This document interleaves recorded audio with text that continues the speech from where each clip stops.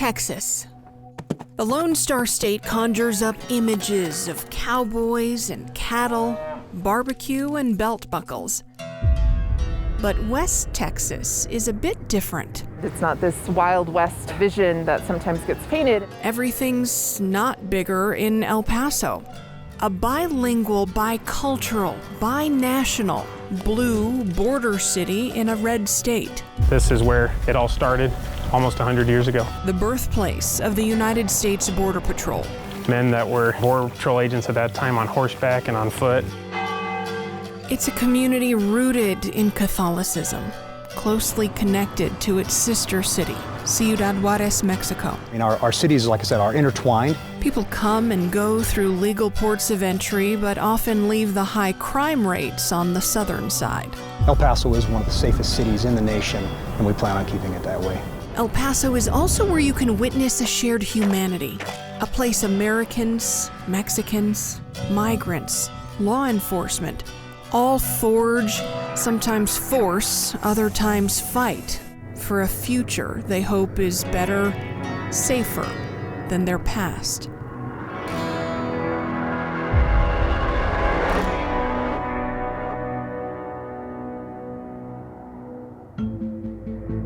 Of the 1,954 miles of the U.S.-Mexico border, 1,254 miles belong to Texas. 264 miles run through the El Paso sector. I'm with the Paso Sector Public Affairs Office. Joel Freeland has been with the United States Border Patrol for nearly a decade. It's our job to enforce the Immigration and Nationality Act. That was passed by Congress. That's what we're out here doing every day, trying to secure our borders, putting ourselves in harm's way in this environment. We do that with a lot of honor and dignity, and that's what we're going to continue to do. We came across 2 Border Patrol agents. You see them in the cowboy hats and army green uniforms. They're talking to 4 people you see sitting on the concrete barrier. Then the agents put 2 people in each of the 2 SUVs and drove away. Encounters and apprehensions like this are neither new nor rare. On an average day, agents apprehend about 1,100 people nationwide in areas like this, between the legal ports of entry. We enforce the laws, so we're not political. But the issue sure is. We're calling on President Biden to go down to the border himself and see what he created, this mess that he's created, and the carnage these kids are going through right now. Just look at the numbers. U.S. Customs and Border Protection apprehended more than 178,000 illegal aliens trying to cross our border in April. The highest monthly total in nearly 15 years. 15 years. Biden's immigration policies are putting unaccompanied minors at risk of human trafficking, violence, sexual abuse, and separation from families. If there's no other reason for Joe Biden to say he's got to change, think about all these young children and what's happening to them. For more than 30 years, politicians have talked about immigration reform, and we've done nothing about it. It's time to fix it. I can remember back in the 80s, Ronald Reagan talking about how he was going to take care of immigration. He's right. Take a listen to this clip from a Republican primary debate in 1980 between Ronald Reagan and George H.W. Bush. Do you think the children of illegal aliens should be allowed to attend Texas public schools free? I'd like to see something done about the illegal alien problem that would be so sensitive and so understanding about labor needs and human needs. Rather than making them or talking about putting up a fence, why don't we work out some recognition of our mutual problems, make it possible for them to come here legally with a work permit, and then while they're working and earning here, they pay taxes here. And when they want to go back, they can go back and they can cross and open the border both ways. Reagan would go on to win the presidency. H.W. Bush served as his vice president until he himself became commander-in-chief 9 years later.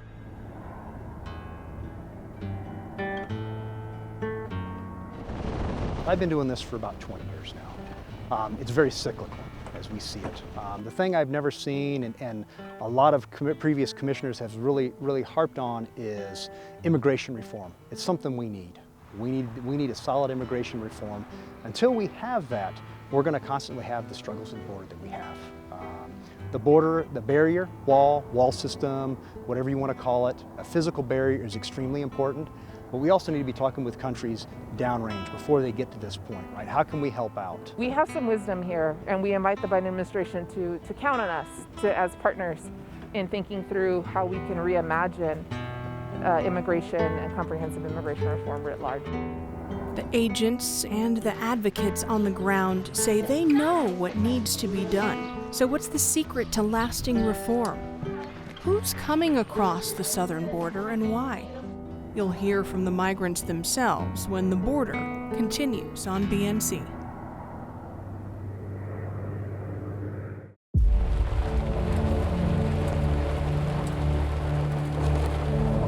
This is video from a U.S. Border Patrol agent. ¿Ah?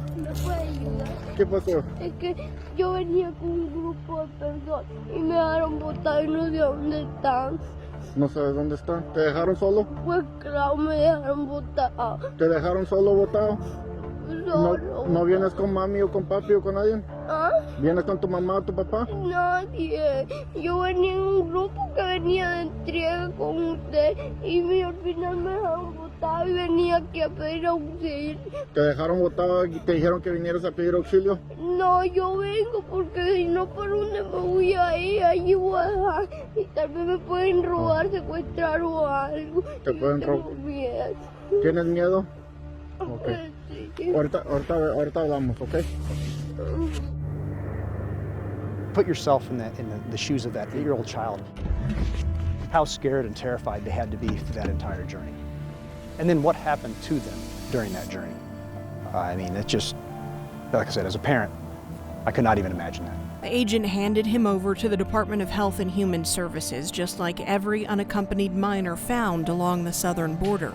On Mother's Day, a Texas farmer found 5 abandoned kids. Just driving along, and all of a sudden, I see them there, right beside the bank here on the river. 5 little baby girls, all by themselves, hungry, crying.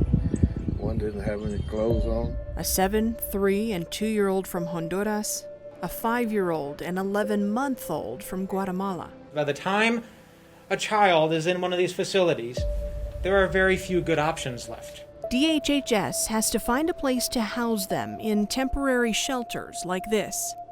Well, that's changed the complexity of our realities right now. You know, I'm a proud father, and I just can't imagine, leaving them out here in the desert and trusting them to the cartels who really treat kids like a commodity, and they really do. They exploit them, all for profit, all for financial gain, and, it's just tragic.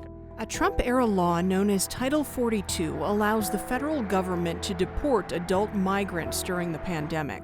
So Title 42 is part of the U.S. Code that basically is used to protect the spread of COVID-19 and effectively has closed our ports of entry to asylum seekers and migrants in particular. There's Title 42 and people being expelled with no due process whatsoever. Under this code, people are what's called expelled. So it's different than deportation in that it has a different legal context. And so people can actually make multiple attempts and are ultimately just turned away and told the border is closed, go south.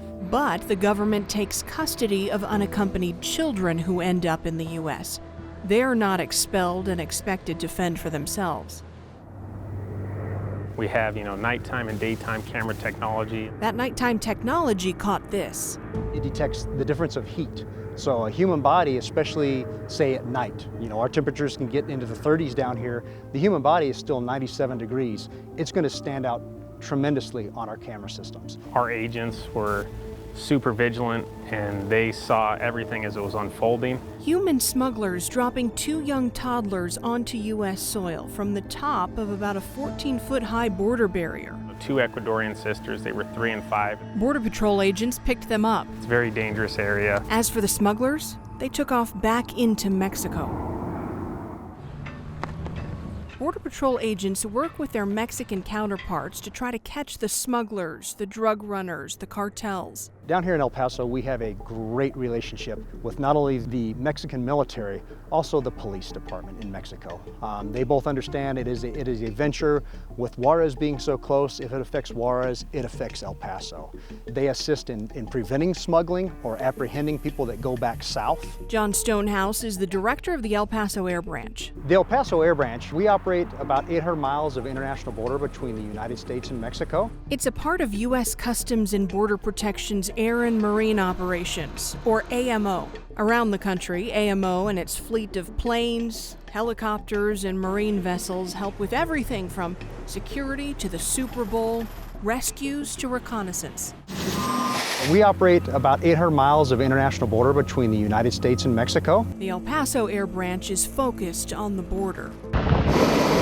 We do about 85% of our aircraft flight hours are aligned to the border enforcement mission. Crews fly overhead every day. About 18 hours per day, 7 days a week. We went with them at 10:15 a.m. on a Wednesday. We flew over Mount Cristo Rey, known for its 29-foot-tall limestone statue of Jesus Christ. The shrine and most of the Sierra is on U.S. soil. A portion of the mountain, though, belongs to Mexico. Yeah, the Cristo Rey area, it's in the Santa Teresa, New Mexico area of responsibility. It's a very unique environment. That's where we've got some infrastructure issues, border wall stops. It's very open and exposed, and the border wall continues on the other side of the mountain. A lot of the drug cartels exploit that with personnel moving in and out. And so it's a very active area for us. Within minutes, we spotted people hiking the mountain, crossing from the Mexican side into the U.S. I mean, you can get up and over the mountain and there's an urban environment right there. Some walk alone, others in groups. Some people will give up, they're called give-ups, right? Obviously they stop. Others try to hide. Let's pause this video. You see a group of 5 or 6 people huddled together. They pulled hoodies over their heads and crouched among rocks. They could be wanted. They could be scared of law enforcement. That happens, right? We interdict a lot of people that are scared because of the different countries they come from. Others just kept going. Or just unsure of where to go. We'll get all of those types of people. Each one of them gets handled appropriately. This group ducked down, trying to hide in the trees and brush. Also going to relay that information immediately to the ground agents that are working on setting up a perimeter to apprehend the subjects. There's the agent on the ground. The AMO team leads him from the air. It happens very quick. Our backseater in this aircraft, our tactical team member, will be communicating to the ground agents. This is what I see, this is what's going on, and trying to route them in. He found them. You see him standing on the right, talking to the 4 people sitting on the ground. Once the aircraft gets an acquisition of the activity, and we start our communication with the ground forces, the chance of the personnel actually getting away and eluding our aircraft is slim to none. Here's another view. The agent took them into custody and put them in the back of his SUV. I don't know their situation, but we have to feel, all of us feel from a humanitarian point. And all of us, especially as parents, know that's just not acceptable. Not all who try to cross are drug smugglers. Some are families, refugees, or asylum seekers. These people are traveling long distances, minimal water, more than likely no food. It's very rough terrain. There's animals out there. It's snake season, as we all know, rattlesnakes, coyotes, all kinds of other creatures that just you have to watch out for. Everybody has something to bring to the United States. Let's just do it correctly and safely, and that way it protects everybody. So why do they do it? Why risk their own lives, their children's lives? And who should be responsible for housing and sheltering migrants? Claro que es la responsabilidad de Estados Unidos. The reason? The complex history of the United States' involvement in Central America, he told me. We'll break it down when our special report, The Border, continues on BNC. Illegal immigration has existed now for decades and decades. It is new, though, some of the demographics. Joel Freeland and his fellow Border Patrol agents used to apprehend mostly Mexican nationals. 2009, well into 2014, the majority of clients that we were serving were actually Mexican asylum seekers at the height of violence in our sister city of Ciudad Juarez. Since then, that number has declined. That's Linda Rivas. I'm the executive director and also I'm an immigration attorney at Las Americas Immigrant Advocacy Center. I've been doing this for decades now. We're helping asylum seekers all over the world. Fiscal year 2019 for El Paso sector, close to 160,000 of the 182,000 approximately that we apprehended were from countries other than Mexico. 3 countries in particular kept coming up. Like Guatemala, Honduras, and El Salvador. Guatemala, Honduras, El Salvador. The northern triangle of Central America. We're never going to alleviate the problem that we see at our southern border until we begin to see improved conditions, quality of life conditions in the northern triangle. People want better lives. They want to come to the United States. That's an oversimplified version. So just how bad is it in Central America, and how did it get that way? In the northern triangle countries as well as Mexico really think through the why behind people are coming to the southern border. Marisa Limon Garza is the deputy director of Hope Border Institute. She, along with Linda Rivas and a whole host of other nonprofits and advocates, and this is a school too, work directly with migrants, refugees, and asylum seekers.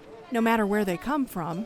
Yo soy de Guatemala. De Nicaragua. Guatemala, ¿no? Haití. De Honduras. Guatemala. They all told me they don't want to live in a new country. They just want to live. Los que lo venimos porque tenemos necesidades, no porque queremos dejar nuestro país. Due to widespread corruption, drug trafficking, natural disasters, corporations, governments taking over land farmers have owned for generations.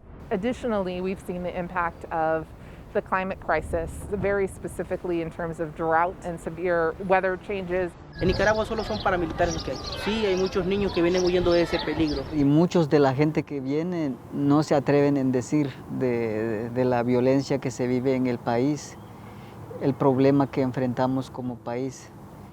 Y yo pues estuve siendo amenazado y perseguido en Guatemala por el Estado guatemalteco. Por eso fue una de las razones el por qué me vine. So families are finding it incredibly difficult to exist under extreme poverty and under the threat of violence daily. And so many have chosen to try to seek asylum, and the United States is their best option. We spoke to migrants housed at a shelter in Juarez. Many of them left their home country years ago. Some didn't want to talk about it. Too painful, they told me. Sufre mucho uno. The ones who did were unemotional, almost desensitized to the constant trauma. They told me just the facts. Las balaceras, los asaltos. Yo sufrí asaltos allá, balaceras también. Me llegaron a pegar un tiro en mi pierna. Tengo unos balines aquí. Por acá tengo otro en la pierna, de tiro de pandilla. Y una bala de arma me salió por aquí. Me entró por acá atrás. A mi papá lo mataron. Y pues porque últimamente había estado teniendo una amenaza de que me iban a matar. Mi hermano murió, lo mataron y él no conoció a su hija. The journey, the escape wasn't any easier. They told me they knew they'd be targets. Migrants in general are, very, very impacted by starvation and kidnapping and rape and assault and just really, really horrific things. Why didn't it stop them? Because they said there was a chance they'd survive all that. They told me there was no chance of survival if they stayed. Leave or die. Con dolor en su alma, pero lo hace por salvar la vida de ellos. He's talking about his children. Yo velo por mi nena. No hay quien más va a hacer por ella más que solo yo. ¿Por qué no puede regresar a...? No puedo. Si uno estuviera bien en su país, no habría necesidad de dejar su país, no habría necesidad. Pero porque hay temor, de todas maneras, no hay protección. As a nation, we rebuilt Germany, Japan. And as a nation, we've not even looked beyond our backyard. We built a wall and saying this is going to take care of it. The role the U.S. plays in these countries of origin where people are fleeing is really important to recognize. Gaspar is one of those people. Guatemala is the country he fled. A escuchar el grito del pueblo centroamericano que está llegando aquí. Nadie nos escucha y nadie entiende. La mayor parte de la gente no viene en busca de mejores oportunidades. En Guatemala tenemos un estado fallido, un gobierno lleno de corrupción, el sistema de justicia, el narcotráfico. pido conciencia al pueblo americano. There have been decades of U.S. intervention in the Northern Triangle countries, and those have had lasting consequences. That's why Gaspar told me, basically, the U.S. needs to clean up its mess. Claro que es la responsabilidad de Estados Unidos. Ellos están involucrados en el problema. Y no podemos decir ahora que no es problema de Estados Unidos, mientras históricamente Estados Unidos ha estado involucrado en los problemas de Guatemala. Then he gave me a history lesson. Estados Unidos dio el golpe de Estado a un gobierno de Guatemala que se llama Jacobo Arbenz. He's right. Jacobo Arbenz was the democratically elected president of Guatemala in 1950. In 1954, Colonel Carlos Castillo Armas and his anti-communist army ousted him in a coup. Back then it was a secret, but we now know the U.S. government backed that coup. Armas, with U.S. support, seized power, then stripped poor Guatemalans of their land and voting privileges. By 1960, Guatemala was in a full-fledged and violent civil war that lasted for 36 years, Central America's longest and deadliest. Hundreds of thousands of people died, more than 1 million forced from their homes. Con el apoyo de Estados Unidos, pues, se derrocó el gobierno. Human rights groups estimate Guatemalan military regimes murdered thousands of their own people. Mis padres fueron perseguidos, ejecutados por el ejército de Guatemala. Guatemala's civil war ended in 1996. This CIA document was released in 1997. It reads, in the early 1950s, the Central Intelligence Agency directed covert operations aimed at removing the government of Jacobo Arbenz Guzman from power in Guatemala. The agency drew up lists of individuals for assassination, discussed training Guatemalan exiles for assassination teams, and conducted intimidation programs against prominent Guatemalan officials. ¿De dónde vino todo el apoyo de los militares? Pues de Estados Unidos, y ahora no podemos decir que Estados Unidos no puede cuidar. Claro que ellos pueden, porque es parte de esa responsabilidad, recae en Estados Unidos. That's not the only time the U.S. interfered in the region. I must speak to you tonight about a mounting danger in Central America that threatens the security of the United States. This danger will not go away. It will grow worse, much worse, if we fail to take action now. I'm speaking of Nicaragua, a Soviet ally on the American mainland, only 2 hours flying time from our own borders. Estados Unidos tiene que ver mucho sobre toda la problemática que existe en los países de Centroamérica, y no solo de Centroamérica, sino que pues de otros países, porque sabemos muy bien que Estados Unidos es un país primermundista. Using Nicaragua as a base, the Soviets and Cubans can become the dominant power in the crucial corridor between North and South America. Should that happen, desperate Latin peoples by the millions would begin fleeing north into the cities of the southern United States or to wherever some hope of freedom remained. That was in 1986. But 5 years earlier, President Reagan authorized funding for secret wars against the Sandinista government in Nicaragua. That was led by the CIA. Through this crucial part of the Western Hemisphere passes almost half our foreign trade, more than half our imports of crude oil. It's a history not many Americans know much about. As a country, we know more about Afghanistan. As a nation, we know more about Iraq. As a nation, we know more about conflicts overseas, yet we forgot about our own backyard. No es problema de ellos, lo que pasa es que creo que falta conciencia, falta alguien que nos diga. Entonces creo que parte de nuestro reto que estamos aquí pues es para pues decirle a la gente de una manera pues, muy sencilla, muy civilizada, decirle que sí, Estados Unidos tiene que ver y ha tenido que ver mucho sobre el problema que sucede en los países de Centroamérica. We also met migrants who left Haiti, the poorest country in the Western Hemisphere. Black asylum seekers are often treated... Absolutely. Tell me about that. Horribly. How the color of their skin makes the already dangerous journey even worse. When our special report, The Border, continues on BNC.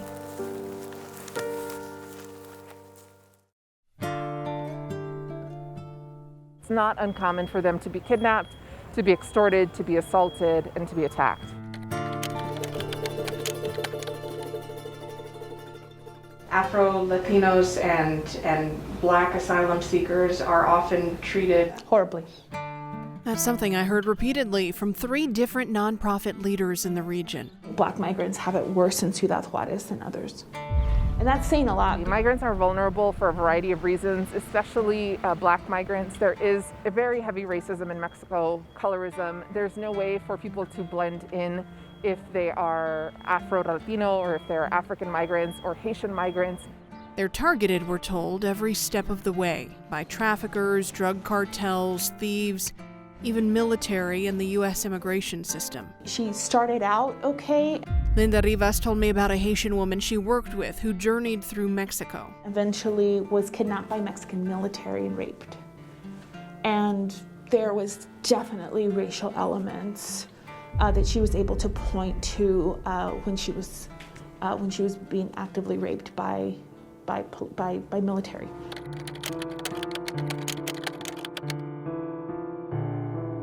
There was like this known situation amongst practitioners that it was impossible to get African asylum seekers out on parole. Parole in the immigration system isn't the same as the U.S. criminal justice system. It's something ICE, Immigration and Customs Enforcement, can grant people who are detained. I remember stories of African women, asylum seekers, and situations of racism and horrible discrimination going on at our El Paso processing center. Black immigrants make up about 5.4% of unauthorized persons in the United States. Percentage of black immigrants facing detention on criminal grounds, 20.3%. We absolutely see it as disproportionate treatment of migrants, of black migrants. And boy, oh boy, has the United States done everything they can to get all of these flights to Haiti on a daily basis, of expelling, entire Haitian families and babies back to Haiti, despite the civil turmoil that is currently happening in that country. Turmoil we heard about from this man. We'll call him Emmanuel. Pasamos como 9 países para llegar aquí, México.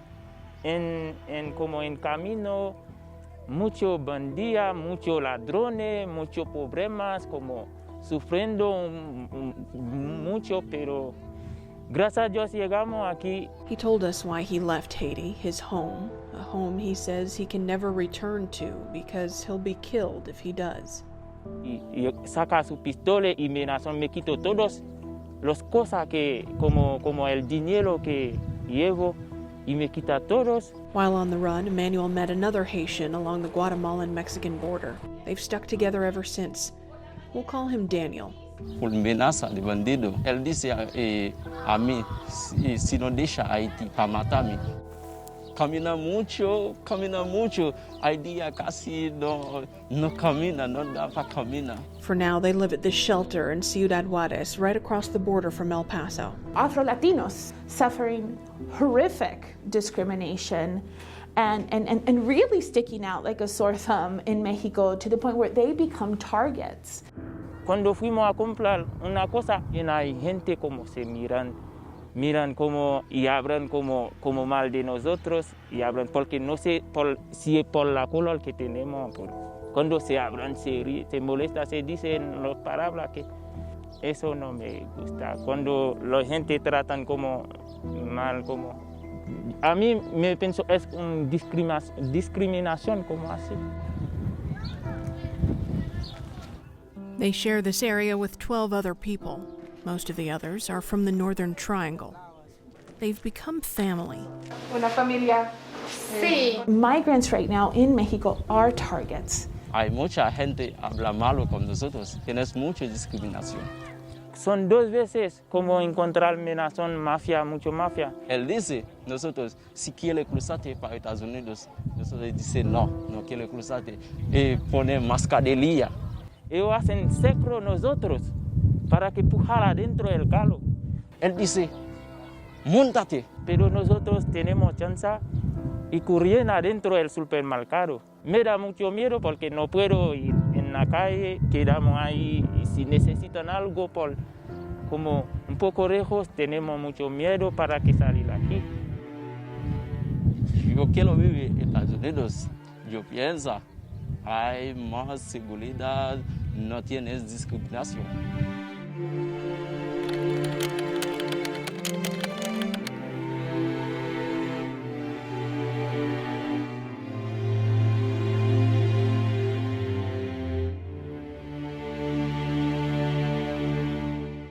Where do we go from here? I don't know if there will be a complete end. You know, there's the possibility, maybe better policies and laws. What better looks like when our special report, The Border, continues on BNC.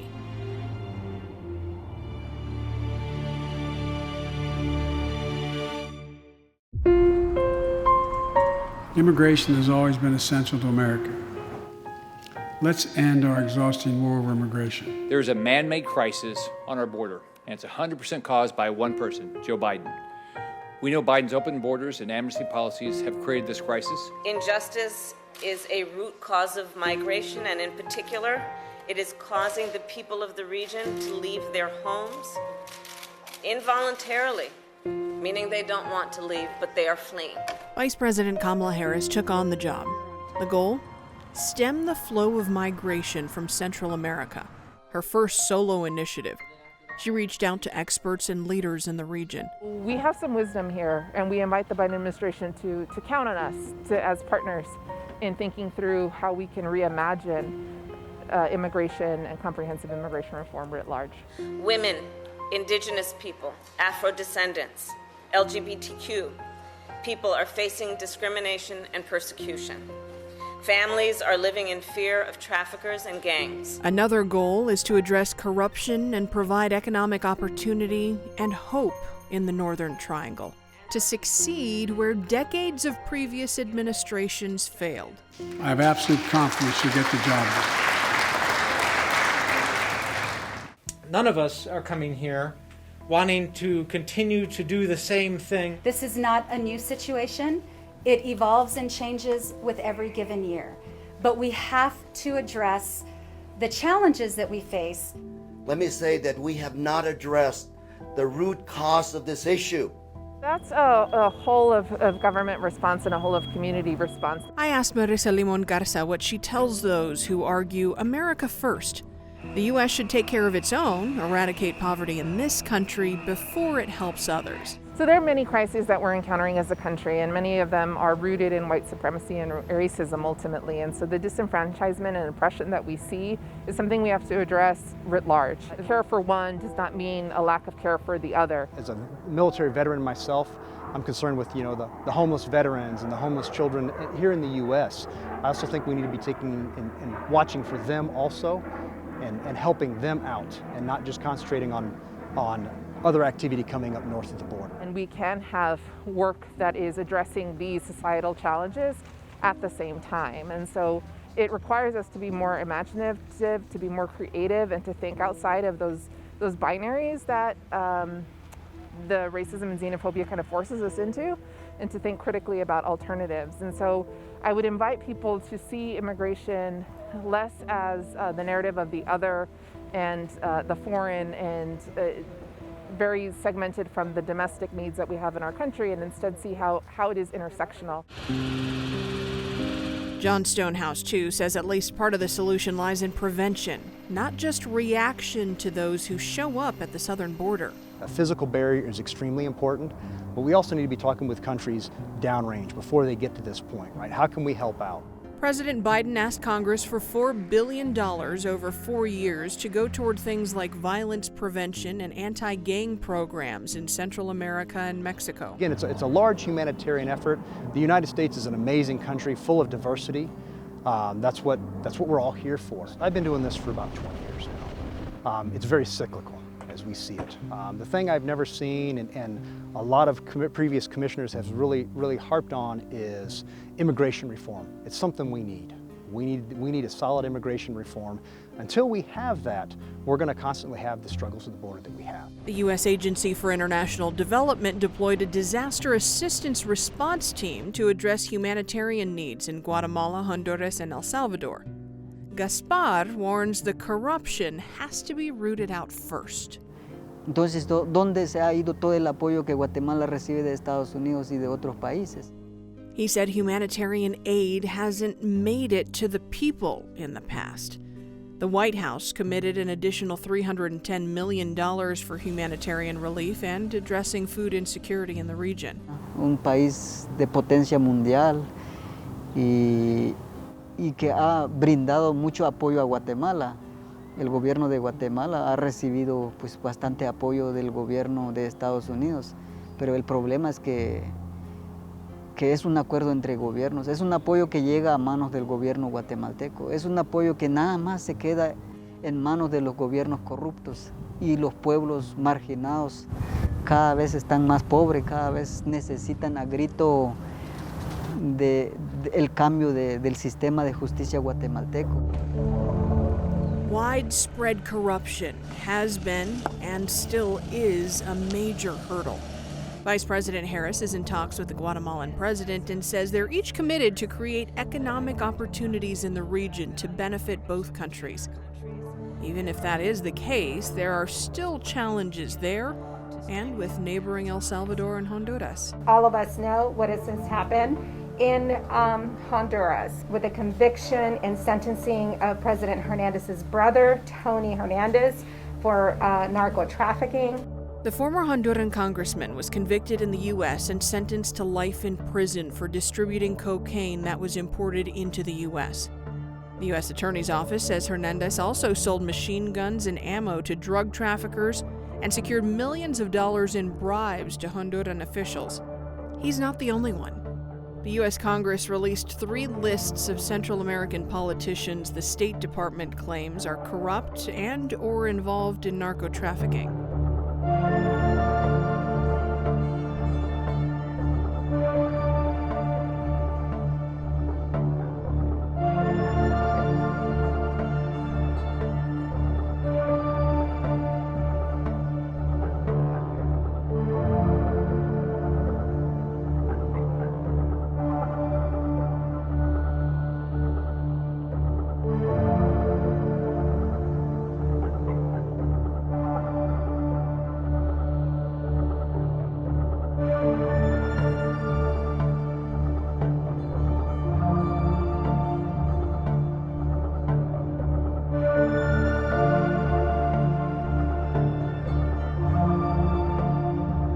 Takeaway?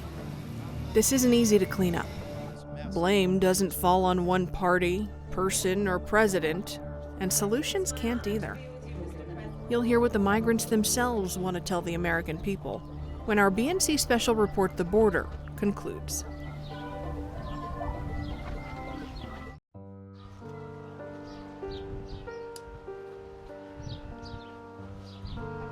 ¿Qué es tu mensaje para todos los americanos? No todos en Centroamérica, no todos somos malos. No todos pensamos en la maldad. Muchos dicen vienen a hacer maldades al país de Estados Unidos. No, no todos. Habemos personas buenas que necesitamos una oportunidad para poder salir adelante y poder vivir. Que tuvieran pues un poquito de compasión de nosotros, porque todos somos seres humanos. Todos ante los ojos de Dios pues todos somos iguales, ¿verdad? Y tenemos necesidad y tenemos el derecho de vivir una vida sana, fuera de peligro y pues no sentir temor a muerte. ¿Por qué quieres vivir en los Estados Unidos? ¿Por una vida mejor? No, todos los países la vida mejor. Porque nosotros queremos vivir más tranquilo, no tiene amenaza. U.S. Border Patrol also has a message for them. Our message is, don't come.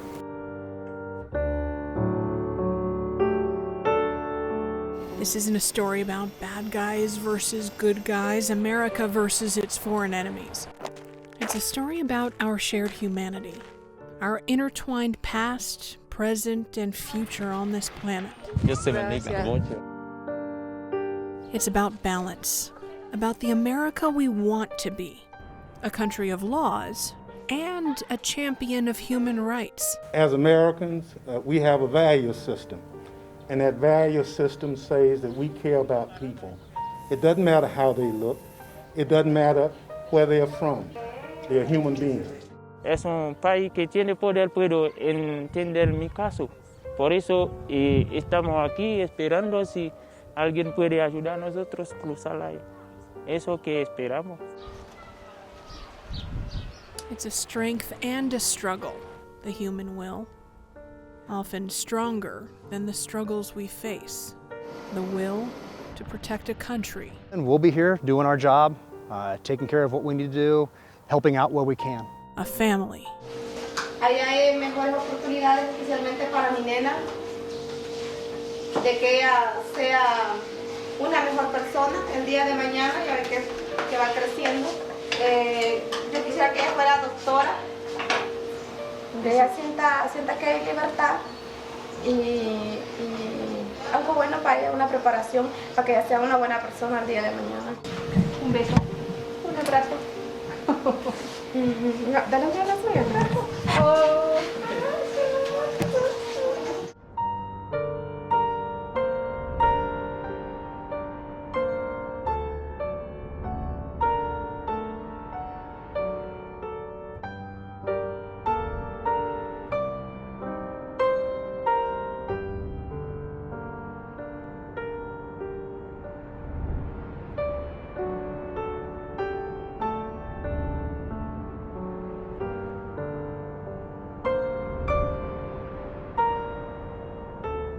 On the U.S.-Mexico border with photojournalist Ray Arzate, I'm correspondent Christine Medella for BNC.